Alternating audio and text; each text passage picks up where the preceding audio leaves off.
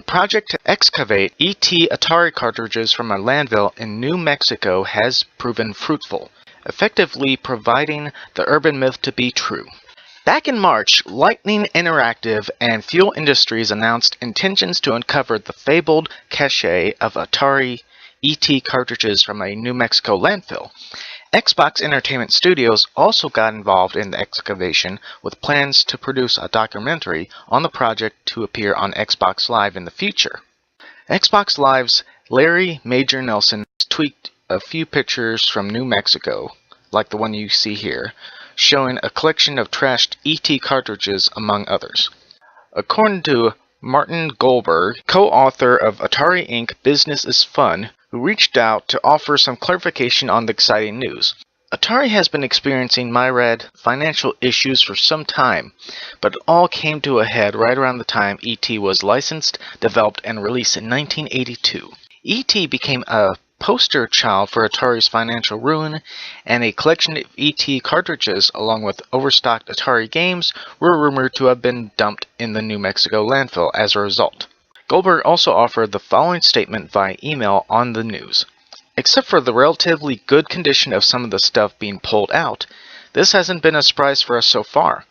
As we reported in the book, and as we reported at the time, what was dumped here was a wide selection of game titles, ET, Centipede, Raiders, etc., and hardware.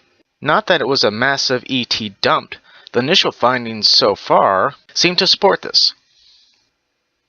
Now, I am kind of wondering why they're doing this, why they're digging up the old landfill where they buried these ET cartridges along with some of the other Atari stuff. I'm guessing it is just to prove, if the myth is true or not, let alone to find some of these stuff. A representative from Microsoft has offered some insight regarding the future of the recently uncovered cache of Atari cartridges, but it's mostly still up in the air. As the cartridges were found in a Alamogordo, New Mexico landfill, the cartridges legally belong to the city, and it's up to them, ultimately, to decide what's to be done with them. The Lightbox team, who helped begin the search, is taking some of them at the permission of the city, and many others will likely be given to museums. At the moment, those are the only details available. Now, one thing I am wondering is how much of this stuff is actually working, and how much of it is just plain old junk.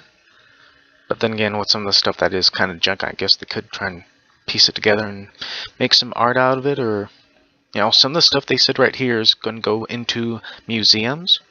And that's some good news. And from what I heard, the actual ET game, if it's workable, is actually worth a lot of money.